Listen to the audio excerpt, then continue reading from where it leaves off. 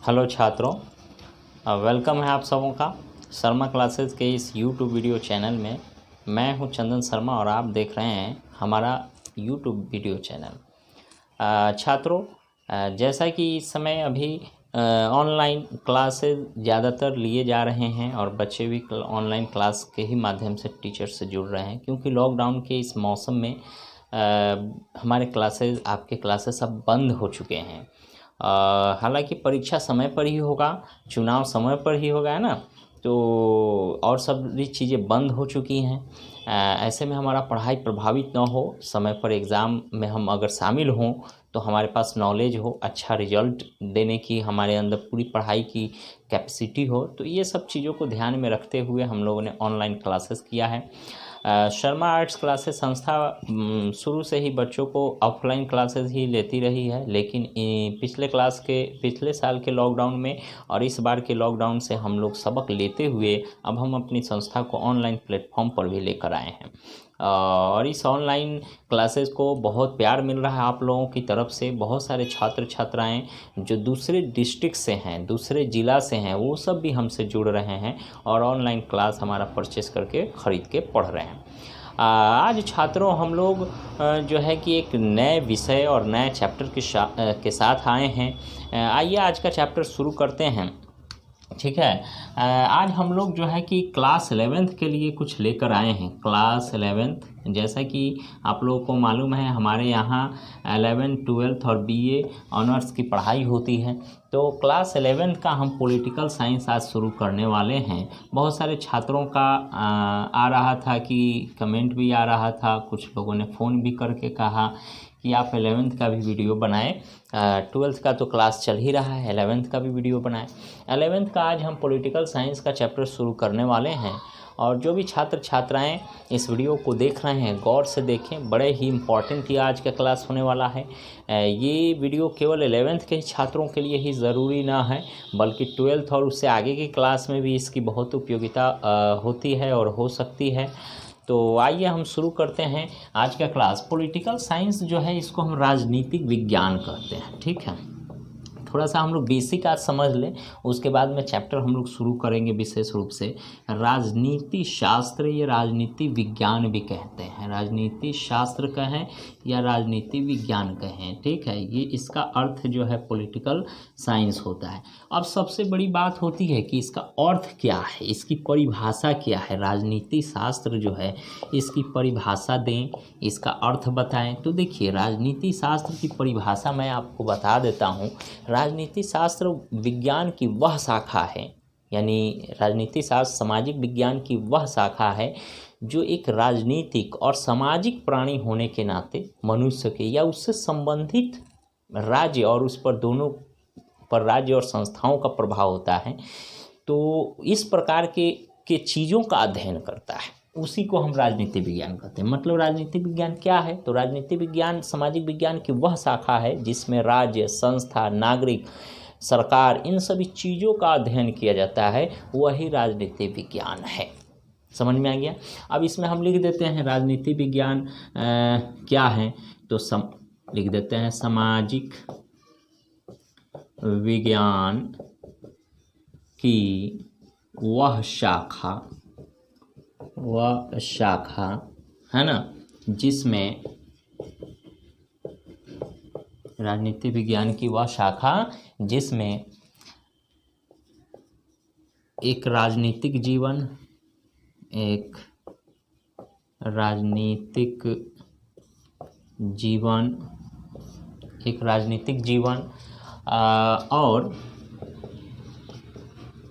और एक सामाजिक प्राणी होने के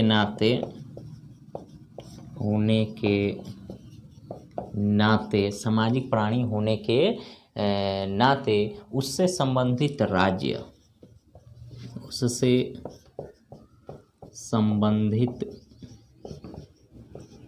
राज्य, सरकार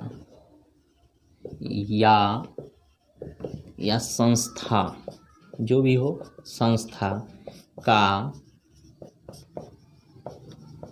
अध्ययन ही, यानी सामाजिक विज्ञान की वह शाखा जिसमें एक राजनीतिक जीवन और एक सामाजिक प्राणी होने के नाते उससे संबंधित राज्य, सरकार या संस्था का अध्ययन करना ही राजनीति विज्ञान कहलाता है। राजनीति विज्ञान कहलाता है। यानी ये राजनीति विज्ञान क्या है, तो यह एक ऐसी शाखा है सामाजिक जीवन की कहलाती है। राजनीति विज्ञान कहलाती है सामाजिक विज्ञान की वह शाखा जिसमें राजनीतिक जीवन, सामाजिक जीवन, उससे संबंधित राज्य, सरकार या संस्था के बारे में हम अध्ययन करते हैं, उस विषय को ही हम राजनीतिक सिद्धांत कहते हैं। अब देखिए राजनीति विज्ञान विषय कहते हैं। अब समझिए यहाँ इम्पोर्टेंट ये है कि ये राजनीति विज्ञान ये कोई छोटा चीज़ नहीं है, यह बहुत विस्तृत और बहुत बड़ा चीज़ है। कैसे विस्तृत है, तो इसका क्षेत्र बहुत व्यापक है, क्षेत्र इसका बहुत व्यापक है और यह विषय बहुत ही विस्तृत है। क्या है, बहुत विस्तृत है, इसलिए यह छोटा और कभी भी साधारण इसे नहीं माना जा सकता है, बहुत ही इम्पोर्टेंट है। यह व्यापक क्षेत्र और विस्तृत विषय इसके अंदर आते हैं। राजनीतिक विज्ञान में क्या क्या आता है, तो इसका क्षेत्र समझिए, इसके अंदर क्या क्या आता है। इसके अंदर राज्य के कार्य के बारे में आता है, संविधान के बारे में पढ़ना है, इसमें सरकार के बारे में पढ़ना है, और उसके बाद में इसमें चिंतन होता है, इसके कुछ सिद्धांत होते हैं, है ना, इसके कुछ सिद्धांत होते हैं, चिंतन होते हैं, दर्शन, विचारधारा, दर्शन है, कुछ विचारधारा है, विचारधारा, संस्थागत बनावट है, संस्थागत बनावट इत्यादि के बारे में भी हम लोग इसमें पढ़ते हैं। उसके बाद में जो है प्रशासन के बारे में हम लोग पढ़ेंगे इसी विषय में, और भी बहुत कुछ इम्पोर्टेंट है जो राजनीतिक विज्ञान का विषय क्षेत्र है। यह बहुत व्यापक और बहुत बड़ा है।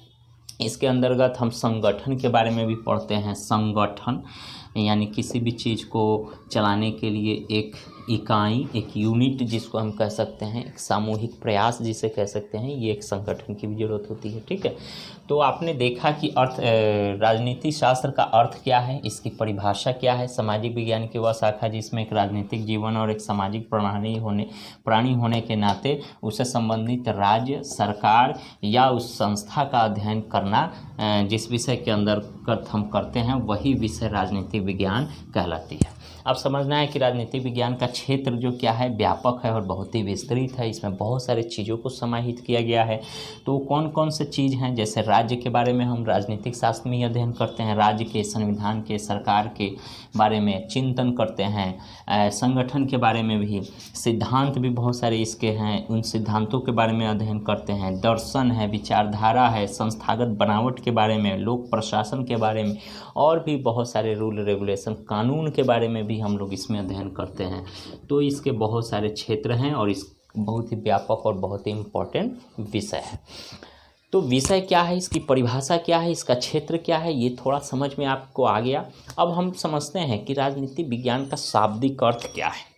ठीक है, इसे मैं मिटा देता हूँ और फिर इससे आगे मैं लिखता हूँ, आप लोग समझते जाएं। आप लोगों में से इसे जो है कि इसको क्या करेंगे, लिखना होगा तो पॉज कर देंगे, वीडियो को रोक करके आप लिख सकते हैं परिभाषा वगैरह। थोड़ा सा हम लोग राजनीतिक शास्त्र का कुछ अध्ययन कर लेते हैं, इसके विषय वस्तु को, इसके इम्पोर्टेंट कुछ महत्व को समझ जाते हैं। इसके बेसिक चीज़ों को जब जान जाएंगे फिर इसके बारे में विशेष हम आगे बात करेंगे। देखिए, सबसे पहले राजनीति विज्ञान का जो पिता है अरस्तु को माना जाता है। पिता कहें या जनक कहें, है ना, या पितामह कहें, ये अरस्तु को माना जाता है। अरस्तु कौन थे, तो अरस्तु बहुत ही एक महान दार्शनिक थे यूनान देश के। आप लोग पढ़े हुइएगा सुकरात के बारे में, रूसो के, प्लेटो, अरस्तु, ये सब जानते हैं। तो ये सारे लोग बड़े दार्शनिक थे। सुकरात, उसके रूसो तो कुछ दूसरा अलग था, लेकिन सुकरात, प्लेटो, और अरस्तु, ये तीनों एक ही मतलब एक दूसरे के शिष्य हैं। समझिए सुकरात के शिष्य प्लेटो, प्लेटो के शिष्य अरस्तु। तो अरस्तु अन्य लोगों की तरह यह भी बहुत विद्वान और दार्शनिक था। इन्होंने राजनीति शास्त्र के बहुत सारे सिद्धांत दिए, बहुत सारे चीज़ों को बतलाया, जिसका अध्ययन हम लोग आज के वर्तमान रूप में करते हैं। सबसे पहले देखना है ये जो राजनीति शब्द है, राजनीति जो शब्द हम लिखते हैं इसका अर्थ क्या है। तो ये दो शब्दों से मिलकर बना हुआ है, राज जोड़। तो राजनीति विज्ञान का अर्थ क्या है? इसके पिता जनक जो है अरस्तु को माना जाता है। राजनीति विज्ञान का जो शाब्दिक अर्थ है वह है राज अजोड़ नीति, यही ना है। राज का मतलब क्या होता है? शासक या राजा, राजा कहें या शासक कहें, है ना, उसको जो सम्राट का है, मतलब राज का मतलब राजा शासक। नीति का मतलब क्या होता है? एक ऐसी पॉलिसी है, एक ऐसा विचार है जो सही समय पर सही जगह पर लिया गया निर्णय, वही ना नीति कहलाता है। नीति का मतलब होता है सही वक्त पर उचित स्थान पर लिया गया है ना फैसला ही नीति कहलाता है। यानी सही वक्त पर, उचित समय पर, उचित स्थान पर, उचित मतलब सारी चीज़ों को मिलाते हुए जो हम फैसला लेते हैं उसी को हम नीति कहते हैं। तो राजा को बहुत सारे फैसले लेने होते हैं, बहुत सारे मतलब निर्णय लेना पड़ता है। तो ये जब राजा और शासक किसी ऐन वक्त पर, किसी खास स्थान के लिए, किसी खास समुदाय के हित में देखते हुए, पूरे देश को ध्यान में रखते हुए जो लिया गया फैसला होता है उसी को हम नीति कहते हैं। मतलब इसका शाब्दिक अर्थ समझ लीजिए, राजा की नीति, राजा का फैसला, इसी को हम राजनीति कहते हैं। आजकल राजनीति तो कलुषित हो गया है, दूषित हो गया है। राजनीति शब्द से ही लोगों को जलन और पीड़ा होने लगती है। लेकिन राजनीति का जो इतिहास है ये बहुत ही इम्पोर्टेंट है। ये इसका इतिहास ऐसा माना जाता है कि भगवान राम की जो कल्पना हम लोग करते हैं, राम राज्य की, है ना, राम राज्य की जो कल्पना करते हैं, उस राम राज्य के मेन जो जड़ में अगर कोई सिद्धांत है तो राजनीति के सिद्धांत है। ठीक है, तो ये राजनीति के सिद्धांत, राजनीति के विचार, इसका महत्व, इसका इतिहास बहुत पुराना है। लेकिन वर्तमान परिप्रेक्ष्य में देखा जाता है तो इतिहास कलुषित हो चुका है। इसका जो है कि उद्देश्य गड़बड़ा गया है, लोग इसको मतलब के लिए उपयोग करते हैं। लेकिन राजनीति की शुरुआत रामायण काल से भी पुरानी मानी जाती है। तो राजनीति का शाब्दिक अर्थ, इसके पिता, इसका अर्थ, ये सब समझ में आ गया परिभाषा। अब हम लोग देखते हैं राजनीति का ही एक दूसरा स्वरूप जो आज के वर्तमान में देखा जाता है वह कूटनीति है। अब हम देखेंगे कूटनीति क्या है।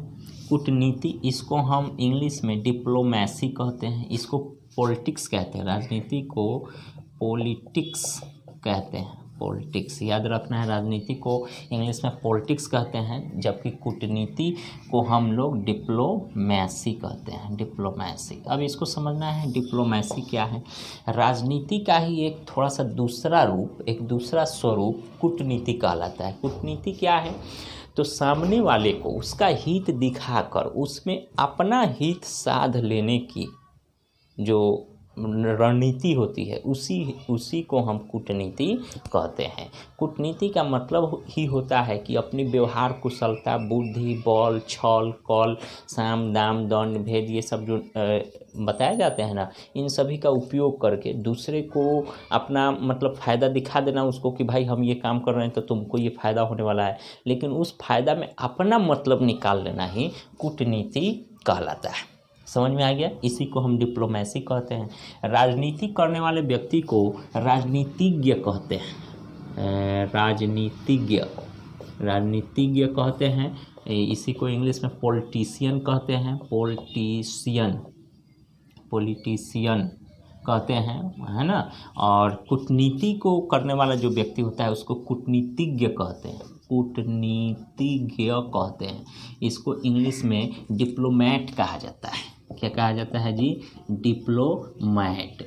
अब समझने की ज़रूरत इसमें ये है कि कूटनीति क्या है और कूटनीतिज्ञ क्या है। कूटनीति का मतलब ये एक सिद्धांत है, ये एक विचारधारा है, लेकिन कूटनीतिज्ञ क्या है कि इस विचार को, इस सिद्धांत पर चलने वाला, उसको मतलब उपयोग करने वाले व्यक्ति को हम कूटनीतिज्ञ कहते हैं। समझ में आ गया? उसी तरह राजनीति क्या है? ये एक विचारधारा है, ये एक ऐसी परंपरा है, ये एक प्रणाली है शासन करने की, ठीक है। और उसको जो लोग फॉलो करते हैं उसी को हम राजनीतिज्ञ कहते हैं, मतलब पॉलिटिशियन कहते हैं। तो राजनीति क्या है, राजनीतिज्ञ क्या है, कूटनीतिज्ञ क्या है, समझ में आ गया। हम कूटनीति के बारे में एक छोटी सी कहानी आप लोग सुनाते हैं, छोटी सी, और समझ में आ जाएगा कूटनीति क्या है।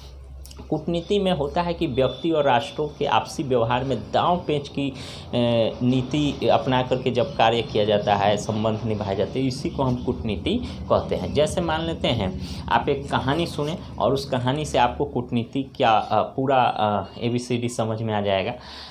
एक बहुत बड़ा मेला लगा हुआ था, उसमें जो है कि दंगल में बहुत सारे बड़े बड़े छोटे बड़े पहलवान आ चुके थे और उसमें दंगल हो रहा था, मतलब कुश्ती हो रहा था। कुश्ती में एक बहुत बड़ा पहलवान, ताकतवर, बहुत बॉडी शॉडी लिए हुए और बहुत ही मतलब जानदार शानदार जो है पहलवान था। वो जो है सब पहलवान को हरा देने का मात्रा रखता था, उसके पास बहुत ताकत थी और बहुत अच्छा दांव जानता था। वो फील्ड में उतरा और सारे लोगों को खुली चुनौती देने लगा कि आओ हमसे टकराओ, जिसको जो है कुश्ती लड़ना है हमसे पहले लड़ो। तो कुछ पहलवान जो है कि अपने आप को रोक नहीं पाए, उस पहलवान से जाकर के लड़ लिया। उन्हें बहुत जल्दी मुंह की खानी पड़ी। इस पहलवान का और मतलब मनोबल बड़ा हुआ कि अब और दूसरा कोई पहलवान आए, तीसरा आए। इसी तरह करते करते कोई पहलवान को हरा दिया। पूरी महफिल भरी हुई थी, सारे लोग अब इसका लोहा मानने लगे इस पहलवान को जो कुश्ती में ललकार रहा था, ताल ठोक रहा था, आओ कोई माई का लाल है दूध पिया जो हमसे टकराएगा, ऐसा जो है कि नारा लगा रहा था। कोई भी व्यक्ति के अंदर दम नहीं था, सबको जो है इज्जत प्रतिष्ठा मान था, कि इसलिए वह नहीं जाना चाहता था कि मैं पहलवान के हाथों हार जाऊंगा और मेरी फिर किरकिरी समाज में होगी, ठीक है। कोई नहीं जाता था, लेकिन एक मुंशी साहब थे, उनको जो है उनका ललकार जो है कि चुनौती स्वीकार कर लिए और कहा कि ठीक है, तुम पहलवान, तुम इतना चुनौती दे रहा है कि इस पूरे महफिल में कोई मर्द का लाल नहीं है, तो मैं हूँ तुमसे टकराने वाला। और वो जो है कि अपना धोती को पीछे की तरफ खोंसते हैं और उसी मतलब दंगल में जो है कुश्ती का अखाड़ा जो है उसमें कूद जाते हैं। कूद कर ताल ठोकते हुए पहलवान को उससे ज़्यादा ताकत से ललकारते हैं, आओ मुझसे युद्ध करो, आओ तुम मुझसे कुश्ती करो। पहलवान तो ऐसा व्यक्ति को खोज रहा था वो अपनी ताकत दिखाने के लिए, और मुंशी साधारण छोटा मोटा कमज़ोर सा आदमी उस पहलवान को टक्कर देने के लिए उतर गया। अब पहलवान जो है कि इसको जो है ऐसा पकड़ा, ऐसा देने मतलब पटकने के लिए अभी पकड़ा ही था कि मुंशी साहब बड़े चालाक थे। उसने कान में धीरे से उस पहलवान के कान में कुछ फुदफुदाया, कहा कि सुनो, तुम कुश्ती क्यों लड़ते हो? तो पैसे के लिए लड़ते हो। तुमको कितना पैसा चाहिए जीतने के लिए? तो उसने कहा मुझे जीतने के लिए 10,000 रुपये चाहिए। 10,000 मैं रुपया लेता हूँ तो जीतता हूँ। तो कहा चलो मैं तुमको 20,000 रुपया दे रहा हूँ, मैं 20,000 रुपया दे रहा हूँ और तुम मुझसे हार जाओ। और 20 नहीं, हम कुछ ज़्यादा ही देंगे तुमको, मुझसे हार जाओ, क्योंकि मैं इस गांव का एक मानद व्यक्ति हूँ, मेरी दूर दराज तक बहुत पहचान है, और मैं तुम्हारे हाथ हार जाऊँगा तो मेरा इज्जत प्रतिष्ठा चला जाएगा। इसलिए तुम मुझसे हाथ से हार जाओ और तुमको जितना पैसा चाहिए हम तुमको देंगे, और आना मेरे पास शाम को। तो पहलवान तो सोचा कि चलो भाई, इतना कुश्ती लड़ते हैं, इतना जीतते हैं, आज कुछ पैसे के लालच आकर के जो है पैसे का मतलब हमको मिल रहा है, अवसर मिल रहा है, तो हम पैसे के अवसर को समझे, और वो मुंशी के हाथों आराम से पटखनी खा जाता है, गिर जाता है। उसके बाद में मुंशी की जय जयकार होने लगती है पूरी महफिल में, मुंशी साहब जिंदाबाद, मुंशी साहब से बड़ा कोई पहलवान नहीं, हमारा पहलवान कैसा हो तो मुंशी साहब जैसा हो, ऐसा ऐसा नारे लगने लगते हैं। मुंशी जी का मतलब सीना एकदम 56 इंच से भी ज़्यादा होने लगता है, बहुत गौरवान्वित महसूस करने लगते हैं, क्योंकि उसने अब जैसे भी हो, धोखा से हो सही से हो, हरा दिया था। सारी भीड़ भी यही मान रही थी कि मुंशी जी हाँ जीत गए हैं।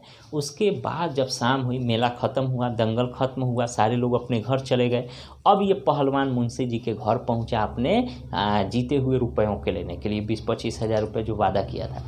अब मुंशी जी बैठे हुए थे, पहलवान आया कि हाँ नमस्कार मुंशी साहब, अब तो हमारा पैसा दे दीजिए। तो पहलवान को ये मुंशी साहब बोलते हैं कि कैसा पैसा? कैसा पैसा? तो कह रहे अरे दंगल में आपने हमसे वादा किया था कि हाँ पैसा हम हार जाएंगे तब मिलेगा, तब ना हम हार गए ना, तो आपको तो हम एक चुटकी में हरा देते हैं। तो मुंशी साहब जो आराम से सांस लेके कहते हैं अरे सुनो, तुम मुझे हरा देता ना, हराया नहीं ना, तुम अपना दांव खेल रहा था, मैं अपना दांव खेल रहा था। पैसा कौन चीज़ का, तुम मतलब जीत जाता तो बाद में क्या होता, इसलिए हम अपना दांव हम खेले, तुम अपना दांव तुम खेला। तुम्हारे पास ताकत की शक्ति थी, ताकत था हराने का, लेकिन मेरे पास बुद्धि था, हमने बुद्धि को हरा दिया। कहानी तो खत्म हो गई, लेकिन मुंशी जी की कहानी से हमें यही समझ में आता है कि कूटनीति, मुंशी जी ने कौन सा चाल चला, तो कूटनीति का चाल चला। कूटनीति के ही तहत उस पहलवान को जो है कि उस हारने के एवज में उसको लाभ दिखा दिया कि भाई इतना तुमको पैसा मिलेगा। अब उसका सामने वाला का लाभ दिखाकर अपना मतलब निकाल लिया। मुंशी जी खुद जीत गए, लेकिन बाद में उससे मुकर गए, वो अलग बात है। तो कूटनीति का मतलब ही होता है जब किसी व्यक्ति को उसका लाभ दिखाकर अपना मतलब निकाल लेने की जो प्रणाली होती है या जो पद्धति होता है, उसी नीति को, उसी माने रीति को, परंपरा को हम कूटनीति कहते हैं। और मुंशी जी बड़े कूटनीतिज्ञ थे। क्या थे जी? बड़े कूटनीतिज्ञ, डिप्लोमेट थे। तो आज आपने देखा पॉलिटिकल साइंस किसे कहते हैं, इसका जो है कि अर्थ परिभाषा देखा, इसका इतिहास के बारे में, कूटनीति और कूटनीतिज्ञ के बारे में। फिर अगले क्लास में हम लोग आगे की चर्चा करेंगे, राजनीति शास्त्र के कुछ और भी इम्पोर्टेंट पहलुओं को देखेंगे, समझेंगे। कुछ बेसिक सब 2-4 दिन हम लोग क्लियर कर लेते हैं। उसके बाद 11th का जो आप लोगों का बुक है, संविधान के सिद्धांत और भारत का संविधान, सिद्धांत और व्यवहार, आप लोगों का जो बुक है भारत का संविधान, 11th क्लास का जो छात्र छात्राओं को जो किताब पढ़ना है, भारत का संविधान, सिद्धांत व व्यवहार, ये जो है बुक का नाम है 11th क्लास के। इसमें 11 गो चैप्टर है टोटल, और ये आप लोगों को पढ़ना है 11th क्लास को। ऐसे 10 चैप्टर ही है कुल मिलाकर के, इसके 10 चैप्टर हैं। भारत का संविधान, सिद्धांत व व्यवहार, ये 10 चैप्टर है। इसमें संविधान के बारे में पढ़ना है, संविधान के अंदर क्या क्या बताया गया है, मौलिक अधिकार, नीति निर्देशक, सरकार के बारे में, राज्य के बारे में, प्रशासन के बारे में, है ना, विधायिका, कार्यपालिका, न्यायपालिका, इन्हीं सभी चीज़ों के बारे में यह चैप्टर ये बुक आप लोगों को 11th में पढ़ना है। 11th में 2 गो बुक है, एक और पुस्तक है स्वतंत्र पॉलिटिकल साइंस का दूसरा पार्ट है, तो पहले ही इसको हम पढ़ाएंगे, ये जब समाप्त हो जाएगा तो फिर दूसरा हम शुरू करेंगे।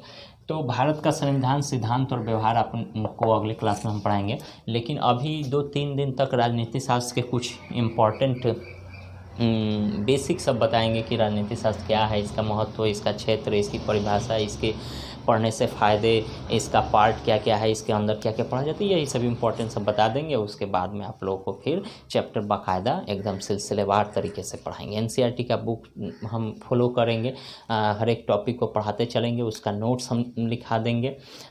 नोट्स लिखाने के बाद में आप लोगों का जो है कि objective answer question, subjective answer question सब आप लोगों को उपलब्ध करा देंगे व्हाट्सएप के माध्यम से, ग्रुप के माध्यम से। टेलीग्राम ग्रुप भी बना हुआ है जिसमें ये सब मिल जाएगा। 11th के जो छात्र छात्राएं हैं इस वीडियो को देख रहे हैं, अगर हमारा ऑनलाइन क्लास आप लोगों को करना है, ऑनलाइन क्लास, क्योंकि अभी लॉकडाउन में ऑनलाइन क्लासेस ही मात्र एक सहारा है, क्योंकि ऑफलाइन क्लासेस सारे बंद हैं। और इस ऑनलाइन क्लासेस में अगर हमारे पास आपको क्लास करना है तो मेरे नंबर पर आप संपर्क कर सकते हैं और अपना क्लास बुक कर सकते हैं। एप्लीकेशन पर हम पढ़ाते हैं, शर्मा आर्ट्स क्लासेस का ऐप बना हुआ है, उस ऐप पर हम आपको जोड़ देंगे, यूजर आईडी पासवर्ड आपको मिल जाएगा और आप घर बैठे उस ऐप के माध्यम से हमारा live class, recorded class, study material से लेकर के हर चीज़ आपको घर बैठे मिलता रहेगा। ऑनलाइन टेस्ट भी लेंगे, लॉकडाउन जब खत्म हो जाएगा, ऑफलाइन क्लास जब शुरू हो जाएगा, फिर भी ऑनलाइन क्लास चलता रहेगा। जो विद्यार्थी ऑनलाइन पढ़ना चाहेंगे ऑनलाइन पढ़ सकते हैं, जिनको ऑफलाइन पढ़ना है वो ऑफलाइन पढ़ सकते हैं। तो मेरा नंबर आप लोग नोट कर लीजिए, 82-106-79-022 याद करना है, 82-106-79-022। दूसरा नंबर है 95-049-88-617, ये दूसरा नंबर है, ये पहला नंबर है। इस पर व्हाट्सएप भी है, कॉल भी कर सकते हैं, व्हाट्सएप भी, इस पर भी कॉल कर सकते हैं, व्हाट्सएप है, दोनों चालू है। दोनों में से किसी भी नंबर पर आप फ़ोन कीजिए, हमारी आवाज़ आपको सुनने को मिलेगी। अगर आप लोगों को ऑनलाइन क्लास करना है तो तभी फ़ोन करें और ऑनलाइन आप जुड़ जाएं हमारे साथ, फिर आपका जो है कि एग्ज़ाम के समय तक आपका पूरा सिलेबस कंप्लीट करा देंगे। ठीक है, तो आज के लिए इतना ही रहने देते हैं छात्रों। आज का क्लास हम ओवर करते हैं। जय हिंद।